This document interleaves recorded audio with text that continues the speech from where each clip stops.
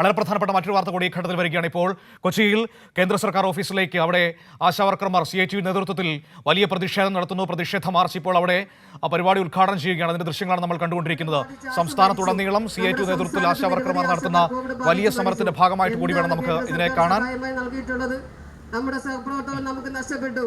അതിനുശേഷം ഇങ്ങോട്ട് വരുന്ന പ്രവർത്തനങ്ങൾ, ഓൺലൈൻ സംവിധാനങ്ങൾ കോവിഡിന് ശേഷമാണ് നമ്മുടെ മൊബൈലുകളിൽ വാട്സപ്പ് ഗ്രൂപ്പ് വഴി നിരവധിയായിട്ടുള്ള പ്രവർത്തനങ്ങൾ.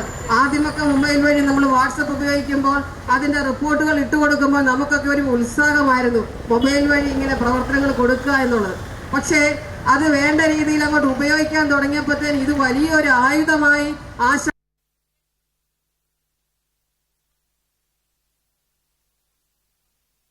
അർച്ചന കൊച്ചിയിൽ നിന്ന് വിവരങ്ങളുമായി ചേരുകയാണ്. അർച്ചന, സംസ്ഥാനത്തുടനീളം നാളുകളായി CITU നേതൃത്വത്തിൽ ആശാവർക്കർമാരുടെ വലിയ പ്രതിഷേധം കേന്ദ്ര സർക്കാർ നയങ്ങൾക്കെതിരെ നടക്കുകയാണ്. ആശാവർക്കർമാരെ അവഗണിക്കുന്ന നിലപാടുകൾക്കെതിരെ.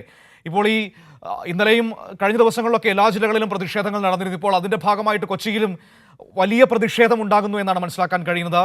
മികച്ചൊരു പങ്കാളിത്തം ആശാവർക്കർമാരുടെ ഭാഗത്ത് നിന്ന് ഈ പ്രതിഷേധ സമരത്തിൽ കാണാൻ കഴിയുന്നുണ്ടോ?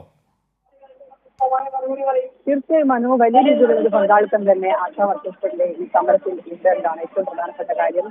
നേരത്തെ മാർച്ചായിട്ടാണ് അവർ BSN ഓഫീസിലേക്ക് നിരവധി ആളുകൾ ആശാ വർക്കേഴ്സ് ഈ മാർച്ചിൽ പങ്കെടുത്തിട്ടുണ്ട്. സ്ഥിരം ജീവനക്കാരായി അംഗീകരിക്കണമെന്നടക്കമുള്ള ആവശ്യങ്ങൾ ഉന്നയിച്ചാണ് ഇപ്പോൾ ആശാ വർക്കർമാർ CITUവിന്റെ നേതൃത്വത്തിൽ കേന്ദ്രത്തിനെതിരായ സമരം നടത്തുന്നത്. വിവിധ ആവശ്യങ്ങൾ അവർ നേരത്തെ തന്നെ ഉന്നയിച്ച് പല ജില്ലകളിലായി സമരം നടത്തുന്നുണ്ട്. അതിന്റെ ഭാഗമായിട്ടാണ് ഇപ്പോൾ എറണാകുളം ജില്ലയിലും വലിയ പങ്കാളിത്തത്തോടെ സമരം മുന്നോട്ട് ചെയ്യുന്നത്.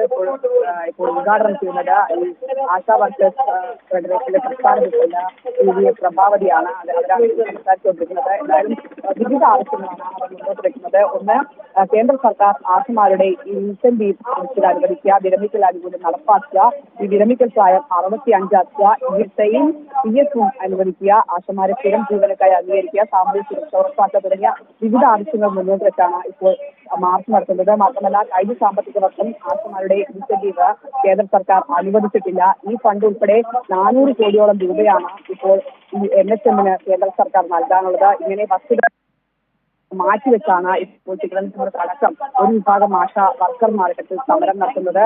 എന്തായാലും ഈ കൃത്യമായ വസ്തുത നിരത്തിക്കൊണ്ട്, അതായത് കേന്ദ്രം നൽകാനുള്ള തുക അടക്കം മുന്നിൽ നിർത്തിക്കൊണ്ടാണ് ഇപ്പോൾ ആശാ വർക്കർമാർ കൊച്ചിയിൽ BSN ഓഫീസിൽ മാർച്ച് നടത്തുന്നത്. നിരവധി ആശാ വർക്കർമാർ സമരത്തിൽ, അതായത് മാർച്ചിൽ പങ്കെടുക്കുന്നുണ്ട്. വലിയ ജനപങ്കാളിത്തം ഈ മാർച്ചിലുണ്ടെന്നാണ് ഏറ്റവും പ്രധാനപ്പെട്ട കാര്യം. തീർച്ചയായും ഇവിടെ എടുത്തു പറയേണ്ട ഒരു പ്രധാനപ്പെട്ട കുറച്ചധികം കാര്യങ്ങളുണ്ട് അർച്ചന. ഇപ്പോൾ അർച്ചന, ഇതിൽ അവിടെ പ്രഭാവതി പറഞ്ഞതുപോലെ തിരുവനന്തപുരത്ത് ഒരു വിഭാഗം സമരം നടത്തുന്നുണ്ട്. പക്ഷേ അവർ ആ സമരം ചെയ്യേണ്ടത് കേന്ദ്ര സർക്കാരിന് മുൻപിലേക്കാണ്. കാരണം കേന്ദ്ര സർക്കാരാണ് ഈ പറയുന്ന വലിയ തുക അനുവദിക്കാതിരിക്കുന്നത്. ആശാവർക്കർമാരെ തൊഴിലാളികളായി പോലും അംഗീകരിക്കാതിരിക്കുന്നത് കേന്ദ്ര സർക്കാരാണ്. ആ യാഥാർത്ഥ്യം തിരിച്ചറിയാതെ പോകുന്ന തിരുവനന്തപുരത്തെ SUCI നേതൃത്വത്തിലുള്ള സമരത്തെക്കുറിച്ച് വളരെ ശക്തമായ നിലപാടാണ് ഇപ്പോൾ ഈ ഉദ്ഘാടന പ്രസംഗത്തിൽ പ്രഭാവതി പറഞ്ഞു വെക്കുന്നത്.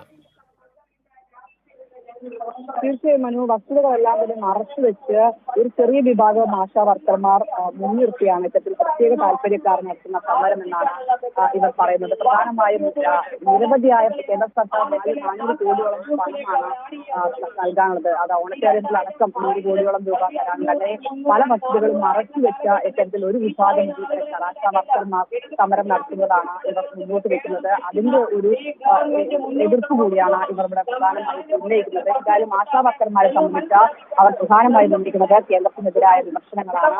നിരവധിയായ, അതായത് ആനുകൂല്യങ്ങൾ കേന്ദ്ര സർക്കാർ വെട്ടിക്കുറയ്ക്കുന്നുണ്ട്. അതിനെല്ലാം എതിരെയാണ് ഇപ്പോൾ ഇവർ സംസാരിക്കുന്നതും അവരുടെ പ്രതിഷേധവും രേഖപ്പെടുത്തുകയും ചെയ്യുന്നത്. തീർച്ചയായും വലിയ പ്രതിഷേധ മാർച്ചാണ് ഇപ്പോൾ കൊച്ചിയിൽ നമുക്ക് കാണാൻ വേണ്ടി കഴിയുന്നത്. ആശാ വർക്കർമാരുടെ CITU നേതൃത്വത്തിൽ വലിയ പ്രതിഷേധം കേന്ദ്ര സർക്കാർ ഓഫീസായ BSNL ഓഫീസിലേക്ക് നടക്കുന്നു. പത്രസമ്മേളനം നടത്തുന്നത് എങ്ങനെയാ? അവിടെ നിശ്ചിതമായ എമൗണ്ട് കെട്ടിവെച്ച് അവരുടെ ഫീസ് അടച്ചിട്ടാണ് നമ്മൾ പത്രസമ്മേളനം നടത്തുന്നത്. പക്ഷെ ഒറ്റ പത്രക്കാരും വരില്ല. അവർക്ക് CITU നേതൃത്വത്തിൽ സമരം നടത്തിയാൽ അത് റിപ്പോർട്ട് ചെയ്യാൻ, എന്താണ് ആശമാരുടെ ആവശ്യങ്ങളെന്ന് പറയാൻ അവർക്ക് അത് കഴിയില്ല. അങ്ങനെയുള്ള വ്യവസ്ഥയിലാണ് നാടിന്റെ വ്യവസ്ഥിതി പോകുന്നത്. അത് ഈ ഇടതുപക്ഷ ജനാധിപത്യ മുന്നണി കേരളം ഭരിക്കുന്നത് കൊണ്ടാണ് അത്തരത്തിലുള്ള ഒരു മൂവ്മെന്റ് അവരെടുക്കുന്നത്.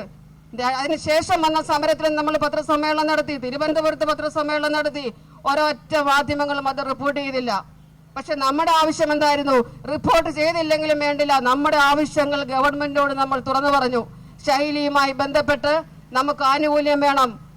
5 രൂപ ക്രമത്തിൽ ഞങ്ങൾ ജോലി ചെയ്യാൻ തയ്യാറല്ല. ഈ 62 ക്വസ്റ്റ്യൻസ് ഉൾപ്പെടെ ഉള്ള ജോലികൾ ചെയ്യുമ്പോൾ ഈ 5 രൂപ നമുക്ക് മതിയാവില്ല എന്നുള്ള രീതിയിലേക്ക് കാര്യങ്ങൾ വന്നു. അവിടെ എന്താ സംഭവിച്ചത്? ഗവൺമെന്റുമായി ചർച്ച നടത്തി, ഡിപ്പാർട്ട്മെന്റുമായി ചർച്ച നടത്തി, മാസം തോറും 2000 രൂപ ഫിക്സഡ് എമൗണ്ട് ആ ഒരു ശുപാർശ സംസ്ഥാന ഗവൺമെന്റിലേക്കും കേന്ദ്ര ഗവൺമെന്റിലേക്കും നൽകാമെന്നുള്ളത് ഡിപ്പാർട്ട്മെന്റ് ഉറപ്പ് നൽകി. നമ്മുടെ മിനിറ്റ്സ് നമ്മുടെ കയ്യിലുണ്ട്. വലിയ സമരം നമുക്കിവിടെ കാണാൻ കഴിയുന്നു. ഇവിടെ ഏറ്റവും പ്രധാനപ്പെട്ട കാര്യം, ഈ തിരുവനന്തപുരത്ത് ഒരു സമരം നടക്കുന്നുണ്ട് SUCIയുടെ നേതൃത്വത്തിൽ. അവർ കേന്ദ്ര സർക്കാരിനെതിരെ ഒരു വാക്ക് പോലും മിണ്ടുന്നില്ല എന്നതാണ് ഇതിൻ്റെ ഒരു വസ്തുത എന്ന് പറയുന്നത്. ഇവിടെ ആശാവർക്കർമാരെ തൊഴിലാളികളായി അംഗീകരിക്കാത്ത കേന്ദ്ര സർക്കാരാണ്.